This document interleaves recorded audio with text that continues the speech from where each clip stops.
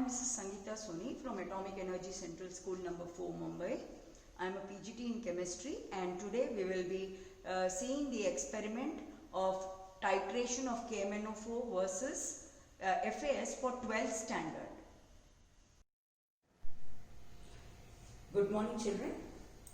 Today we will be discussing about volumetric analysis. It is a demonstration class, and then you will be performing the experiment. Now, what you are aware of what is volumetric analysis, because in 11th standard you have already done acid-base titration, strong acid, strong base, and strong acid, weak base titration using indicators. The titration which is prescribed for your 12th standard is a redox titration, and in that the first one which we have to do will be titration of potassium permanganate versus ferrous ammonium sulfate, generally called as Moore's salt. Now, the aim of your experiment has two parts. Part 1 is to prepare the M/20 100 ml standard solution of ferrous ammonium sulfate, and part 2 is to use that solution and to determine the molarity and strength of the given KMnO4 solution.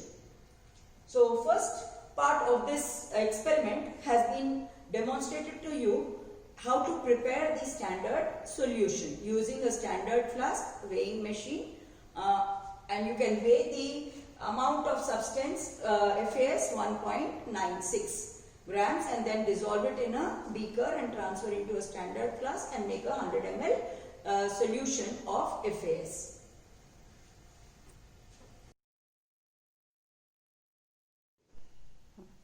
Okay, children, now continuing after the first part is the second part. The aim of the second part of experiment is to determine the molarity and strength of the given KMnO4 solution using the FAS or Moore's salt solution which you have prepared. Now, what is the apparatus required for this second part of the experiment? You will read a burette stand. A burette is a graduated tube starting with the graduation of 0 on top, going down to 25 ml. So this is a 25 ml burette, and you can see the graduations with 1 ml difference. Then at the bottom of the burette you find a nozzle. Now this nozzle is to be operated for allowing the solution in the burette to flow. On the side you see a blue knob. In case you are not seeing a blue knob, you may be finding something else, but please don't meddle with these knobs, because these will block the flow of your solution. So this is the first precaution which you have to take in the lab when you are using the burette. Now, once you have been given a burette, you fix it to the burette stand.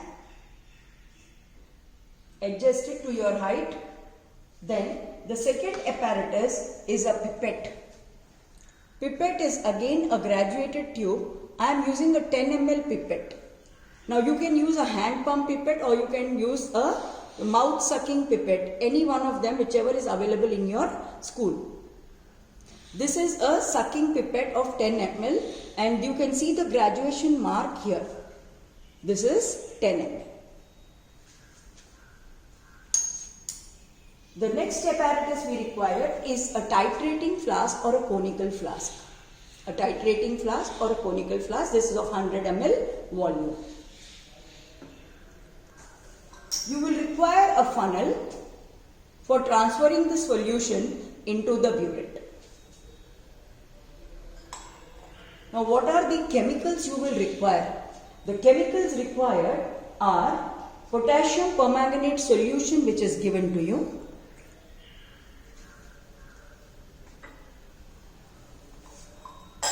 the FAS solution which you have prepared in the standard flask and transferred into a beaker.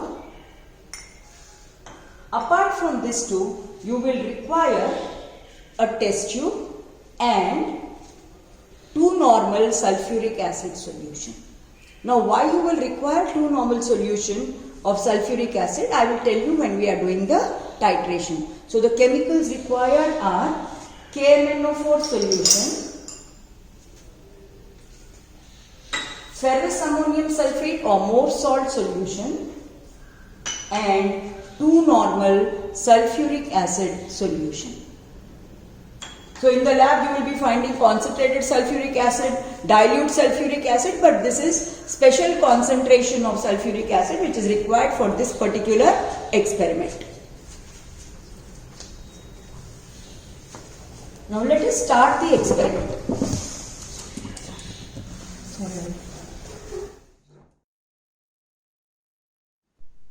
Now you are ready with your apparatus and chemicals. Now the procedure. The first part of the procedure is to clean your apparatus. So take out the burette from the burette stand and rinse it with water. Similarly, you will have to rinse your pipette and the titrating flask which you are using. So all the three apparatus which you are using has to be rinsed with water first. So go to the sink in your lab, but don't insert the burette under the tap. Don't insert the burette in the tap. Instead, take some water in a beaker or a conical flask. Hold the burette in the sink. Close the nozzle. Ensure that it is closed, otherwise there will be no rinsing at all. It will be only flowing of water. Transfer some water into the burette. Then hold the burette in a manner like this, where you close the mouth of the burette with your thumb and hold the base, and then rotate it in all directions so that your burette gets rinsed with water completely. Now in spite of rinsing so much, the bottom part of the burette, the nozzle, is not rinsed. And therefore to rinse this, you have to open the nozzle here and let the solution flow out. So let the water flow out. In chemistry lab, you will require a lot of patience. So let the solution be flowing out of the burette by opening the nozzle. Now when the nozzle is vertical, then the solution will flow because it is allowing the holes to be in a alignment. When you close it, then the alignment is broken, and so you cannot see the solution will not flow out.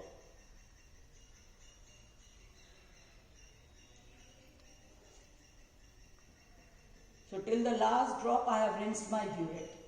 Now still some water is there. Still some water is there. So to avoid that, I will use rinsing with KMnO4.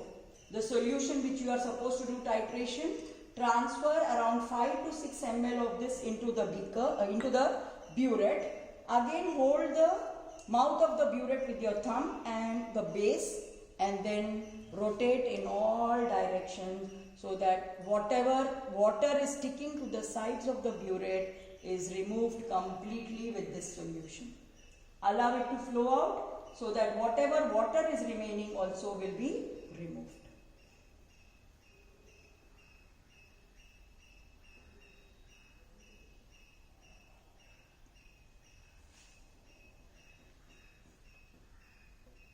Now when you have transferred the KMnO4 into the sink, you will see that the sink has got all purple violet color. So don't leave it, it will stain your sink. You have to open the tap and allow the water to rinse away from here also. Whatever is there in the sink has to be washed immediately. Otherwise it will stain your sink. This is the second precaution which you have to take. Now we have to rinse the pipette in the manner which we have rinsed this. So take water, again don't insert it under the tap. Take water and pour it from the mouth of the pipette so that it will be rinsed thoroughly. Then the rinsing has to be done with the FAS solution so that whatever water is available in that can also be removed. Now you can't suck and remove it, so you just pour it from the top and stopper the pipette and rinse it.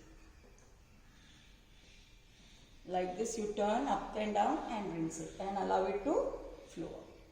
Then go back to your place. After rinsing this, rinse your conical flask also with water and now you are ready for your experiment. Now, what is the next step in your experiment? The next step is you have to fill your burette with the KMnO4 solution. For doing that, you will use the funnel. Keep the funnel on the burette.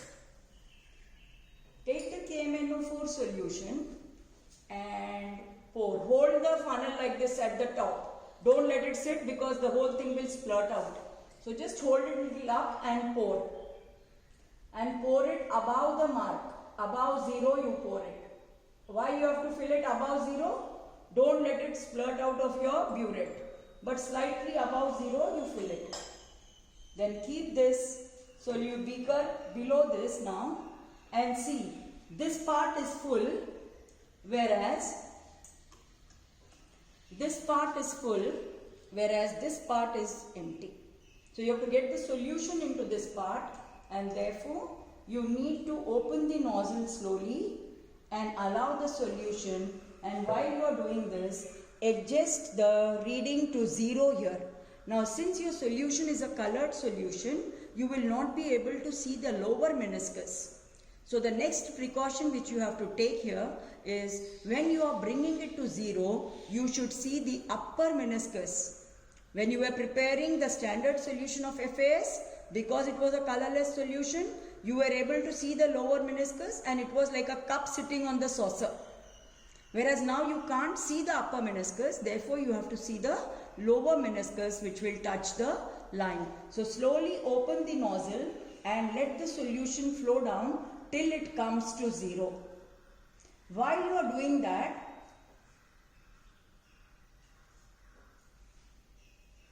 now my upper meniscus is touching 0.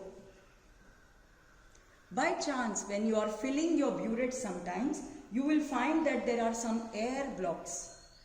There are some air blocks in this. So that will reduce the volume of your solution. And therefore, you need to ensure that there are no air bubbles in your burette. In case there are air bubbles, you have to open the nozzle and let the air bubble flow. Now can you see any air bubbles? Yes. So now you see how the air bubble is coming down. Can you see now? It has flown out. Now you see if there is any air bubble there? No air bubbles. So now again I have to fill it to 0.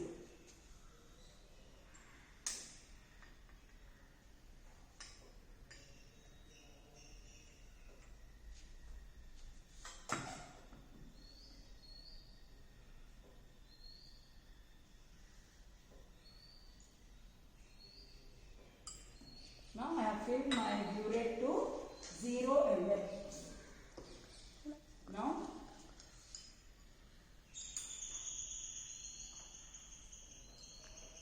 one drop is less, I think, so I am adding one more drop.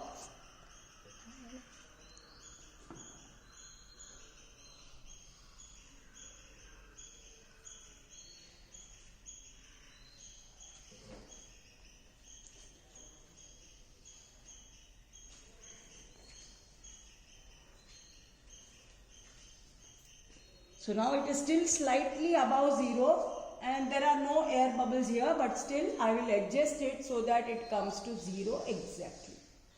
The upper meniscus will be touching the 0 mark. Right? Now keep all the solutions aside. Take your conical flask. Take the FAS solution which you have prepared.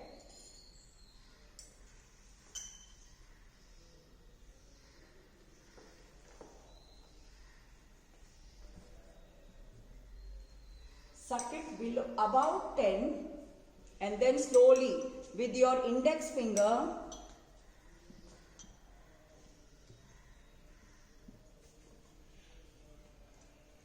I have sucked it above 0. But where is my 0 mark? My 0 mark is here at the bottom. Can you see that? So I have to close the mouth of the pipette with my index finger. Don't use your thumb like this. This is wrong method. You should always use your index finger and hold the pipette with your thumb and middle finger. Now it has gone below 0, you see. So again I have to suck.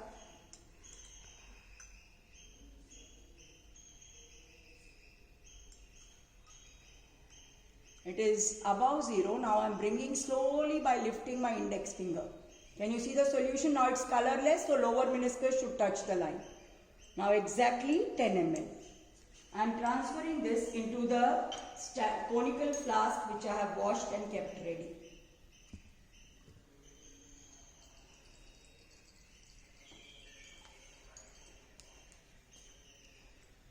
Now don't do this. All the saliva will enter inside and change the concentration of your solution. Once your solution is there, you can still see some drop. तो हमारा habit क्या रहता है, फूकते हैं तो हमारा saliva पूरा जाके उसमें से सॉल्यूशन में ऐड हो जाएगा और हमारा सॉल्यूशन का कंसंट्रेशन चेंज हो जाएगा. So don't blow into the pipette. Whatever is remaining at the bottom in the pipette will be adjusted by whatever is remaining at the bottom in the burette. Now, in acid-base titration, we used indicators to show color change because both the solutions used acid and base were colorless. So you needed some color change, so you used an indicator. But KMnO4 here is a purple colored solution. It can act as a self-indicator. Now, why can KMnO4 act as a self-indicator? Because we all know that manganese ion Mn plus 7 can exist in different states. Mn plus 6, plus 5, plus 4, plus 3, plus 2, plus 1.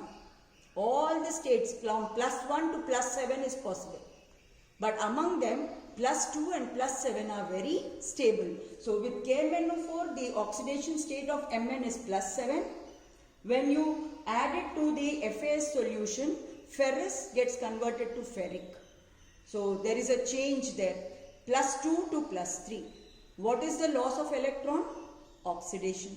So this has to undergo reduction. And that is why KMnO4 will be acting as an oxidizing agent in this reaction.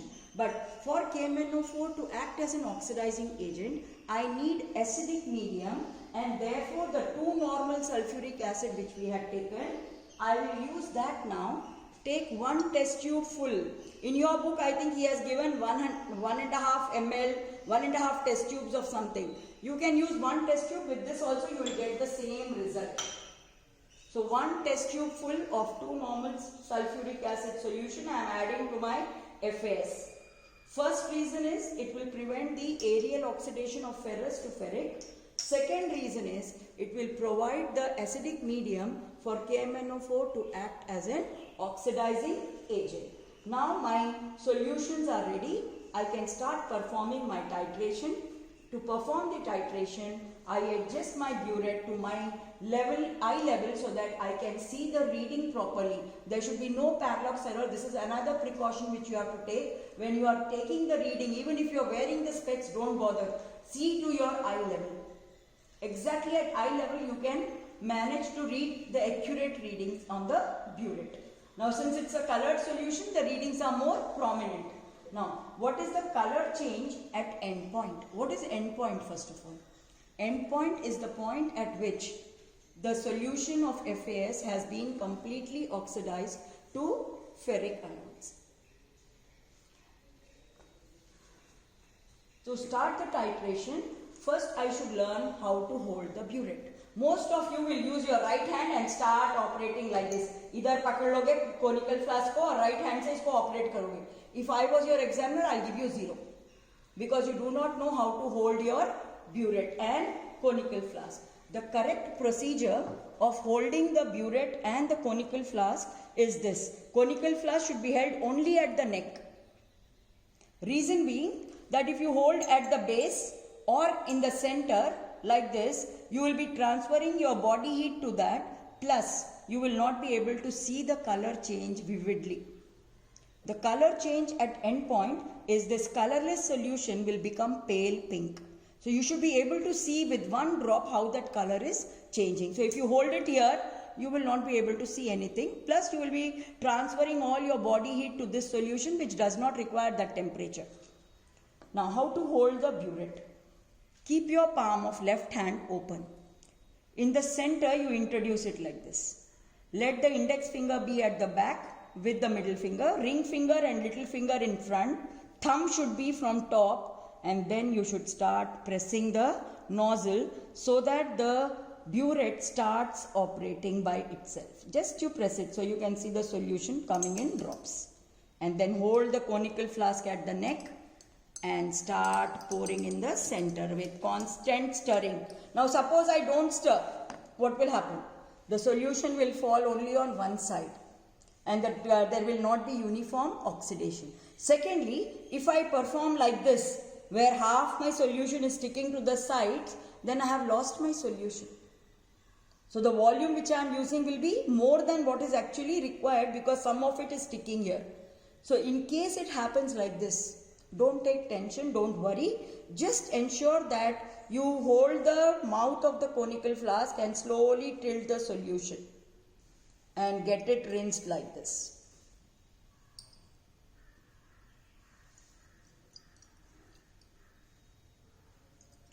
Very gently you can now, everything is removed. Now again hold it, use this thumb and your index finger and operate holding the neck of the conical flask. In the center you let it pour. You have noted that the initial reading was 0. Now I will keep adding and don't make a lot of noise. Constant stirring, keep it slightly above so that it falls in the center.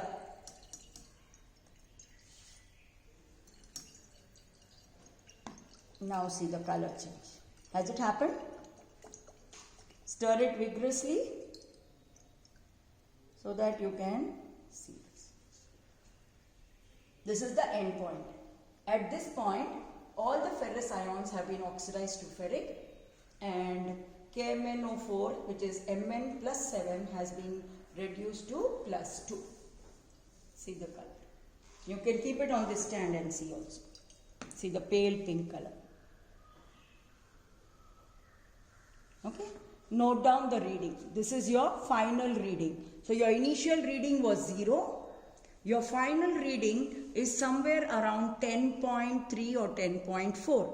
Exactly you can see the reading. 10.4.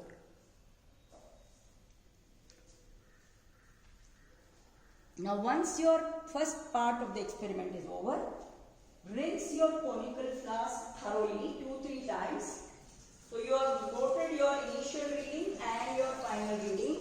Rinse your conical flask with 2-3 times so that whatever solution is sticking will be removed from here. This reading which you took was called as the pilot reading or the first reading or a rough reading. Now this is a pilot reading because it gives a hint to you when you are going to approach your end point. अभी president, prime minister, chief minister सब आते हैं तो क्या होता है उनके सामने एक अब क्या आता है ना, काफी सारा पुलिस का जीप वैन्स आते हैं, एम्बुलेंस आती है, सब आता है ना उनके साथ में सामने. So that is piloting. So they are coming before. So once you have taken one reading, it gives you an idea about when you are going to get your final end point, and then once you note this difference, repeat the procedure 2 more times. Take minimum 3 readings. And then don't take the average, which is the biggest mistake all of you do. Once you take 3 readings, you have to choose your constant burette reading. Now what is a constant burette reading? It is also called as a concordant reading. Those readings which one after the other are exactly same. 2 consecutive readings, if they are same, it is called as the constant burette reading or CBR. Note down the CBR after performing 3 titrations with this solution. I have shown you one. You will repeat like this 2 more times. You will get total 3 readings. Now we will go to the observation table and calculations. What are the observations? First is that you need the solution in the burette. What is the solution you are taking in the burette? KMnO4. Then the solution to be pipetted. What are you pipetting out? 10 ml ferrous ammonium sulfate of M/20 concentration. Then the third one is the solution which you have pipetted out in the conical flask. That is 10 ml FAS, and to that you added 2 normal sulfuric acid, 1 test tube full. Indicator KMnO4 acts as a self indicator because it is purple in color, and the Mn+7 changes to Mn+2 by gaining 5 electrons. The end point of the experiment is colorless to pale pink. The next observation which you have to make is the pilot reading. Now you got 10.3. So some of you may write 10.3 to 10.4. Some of you may write 10 to 11. Now between these two, a better option is to give a range of 1 ml. And therefore, since you got 10.3, you can take a range of 10 to 11 or 10.3 to 11.3. That range, because it's a pilot reading, it's a rough reading, it will come within this. So 1 ml range you can take when you are noting your pilot reading. And the last one is the equation from which you will be able to do the calculations. I have written the ionic equation. In your textbook you will also find molecular equation given. Now what is the ionic equation? The MnO4 minus ion in presence of acid which you have added will gain 5 electrons and get converted to Mn2 plus along with formation of water. The second part which is happening is the ferrous ions are getting oxidized to ferric ions. So 5 electrons are gained by 5 ions of Fe2 plus getting converted to 5 ions of Fe3 plus. So your overall reaction is written as MnO4 minus plus 8H plus 5 Fe2 plus giving rise to Mn2 plus Fe3 plus 4H2O. I have missed one there, and that is 5 Fe3 plus. Because you have taken 5 Fe2 plus, there also 5 Fe3 plus. So now your equation is balanced with all respect. You have done this balancing of ionic equations in 11th standard redox titration. So this is one of the redox reaction where you are using it in titration. So this is the observations which you have to make before you make the observation table. I have missed out on this, so I have repeated it now for you. Observations, then you take observation table which we have already discussed. Now let us go to the calculation part. The next part is the calculation part.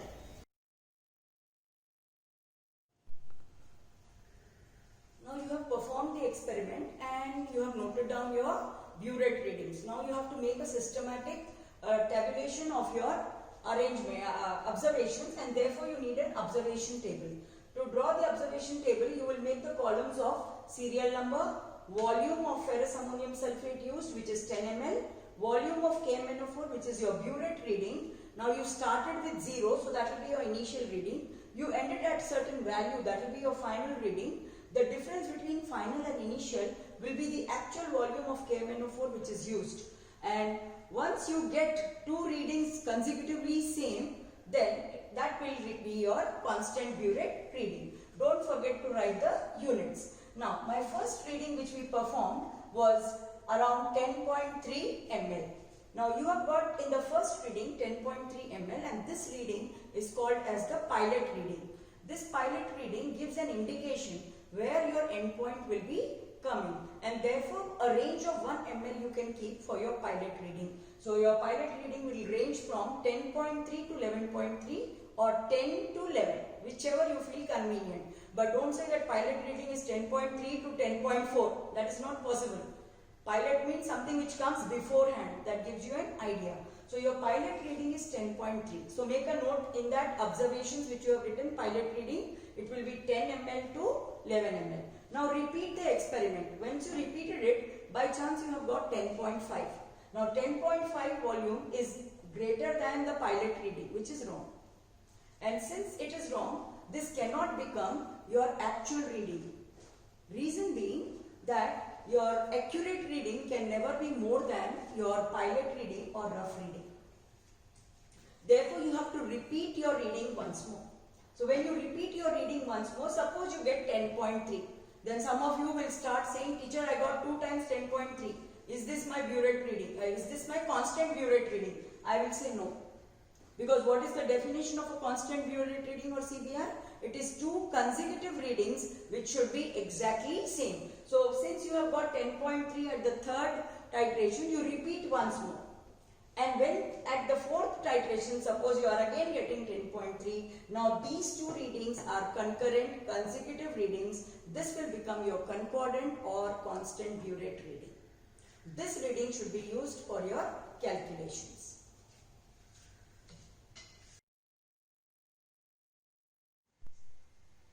The last part of your experiment now is calculations. To do the calculations, you require the formula. The formula is that you have to use the formula of M1V1 by M2V2 is equal to the stoichiometric coefficients involved in the reaction. Now you have written the ionic equation, so you know that you require 1 mole of MnO4 minus with 5 moles of Fe2 plus. So when you actually balance it in the molecular reaction, it will be 2 and 10, and therefore molarity of KMnO4 into volume of KMnO4 divided by molarity of more salt into volume of more salt should be equal to the stoichiometric coefficients of KMnO4 and more salt involved in your molecular or ionic equation. So substituting in place of that formula, you have to do it stepwise like this, otherwise you will lose marks for calculations. So molarity of KMnO4 you have to determine. So it will be remaining as X or M into what was the volume of KMnO4 you used, that means your burette reading, which I got 10.3, so I have used 10.3, divided by molarity of more salt. What was the molarity? M by 20. M by 20 works out to be 0.05 molar. Volume of FAS I used was 10 ml. And according to the balanced equation, the stoichiometric coefficients were 2 and 10. So when I calculate molarity, it works out to be 1 by CBR. It's as simple calculation as that. 1 by CBR. And then you will get the molarity for the reading which I have got 10.3. I have calculated it to the third decimal place, 0.009 molar. You have to write the units. From the molarity, you are also expected to calculate the strength. So the strength is given by the formula molarity into molar mass. Now molarity you have determined 0.009 molar into molar mass of KMnO4 is 158. So if you do the calculation, it works out to be 1.5326 grams per liter, which is the strength of your KMnO4 solution. Now most of you will stop after this, but there is 1 mark for result. So whatever calculations you have done, you have to record it in the form of a result. So you have to make a result table. In that result table, you will write molarity of KMnO4, whatever molar you have got. I have got 0.009 molar, and strength of KMnO4, whatever you have got, I have calculated here 1.532 gram per liter. So the result table has to be separate. Please don't argue with your teacher कि मैंने calculation में करा है, वापस से क्यों लिखना है. मम्मी भी कच्चा खाना सामने रख देगी और बोलेगी खा लो, खाना तो रखा है तुम्हारे सामने, खाओगे क्या? नहीं ना, उसके लिए उसको पकाना पड़ता है. तो ये result is the final conclusion of your experiment. So you have to write the result in a separate result table. With this, we complete one experiment of determination of molarity and strength of KMnO4 using standard M/20 ferrous ammonium sulfate solution. That is titration of KMnO4 versus